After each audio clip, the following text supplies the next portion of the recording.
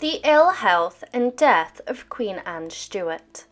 Anne endured persistent health challenges throughout her lifetime, with her health deteriorating notably from her 30s onwards, leading to obesity.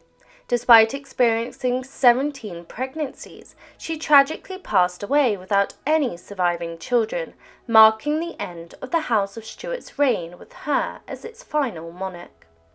Queen Anne's reign was marked by a series of health struggles that ultimately contributed to her untimely demise. Afflicted by recurring bouts of gout, she found herself crippled and reliant on mobility aids such as wheelchairs and a type of enclosed chair with poles that allow it to be carried by 2 or more bearers. Despite her efforts to maintain a semblance of activity, her inactive lifestyle led to a noticeable weight gain, further exacerbating her health concerns. In her later years, Anne's physical deterioration became increasingly pronounced, with her appearance reflecting the toll of her ailments. Tragically, her battle with illness culminated in her passing on the 1st of August 1714, leaving behind a legacy marred by the relentless torment of poor health. Anne's last pregnancy concluded tragically on the 25th of January 1700, resulting in a stillbirth. Throughout her life she endured the sorrow of pregnancy loss and stillbirth, having been pregnant at least 17 times spanning over a decade and suffering over 10 miscarriages or stillborn births. Beginning around 1698, Anne grappled with recurrent episodes of gout, characterized by agonizing pains in her limbs that eventually spread to her stomach and head.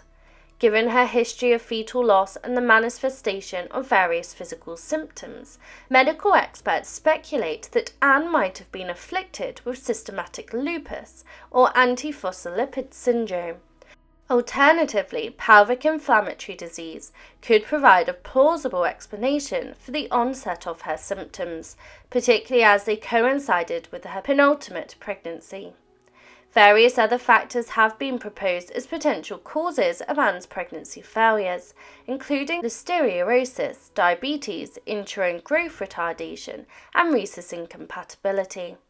However, rhesus incompatibility seems less likely, as it typically worsens with subsequent pregnancies, whereas Anne's only surviving son, Prince William, Duke of Gloucester, was born after a series of stillbirths. Syphilis, porphyria, and pelvic deformity have also been considered, but are deemed improbable by experts due to inconsistencies with Anne's medical history and symptoms.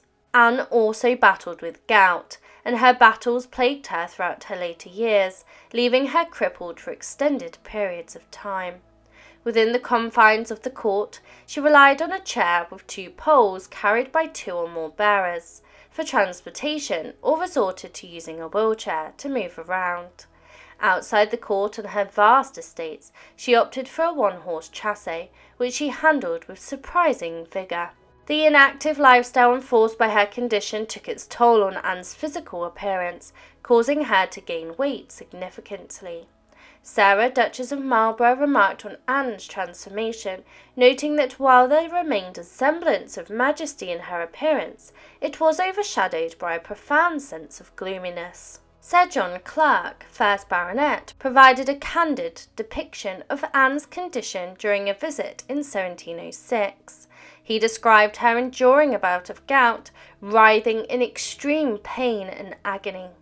His account painted a stark picture of the Queen, with her face bearing redness and spots, accentuated by her dishevelled attire.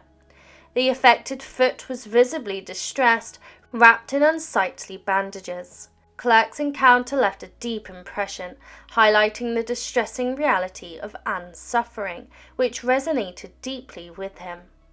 Between January and July of 1713, Anne's physical condition deteriorated significantly.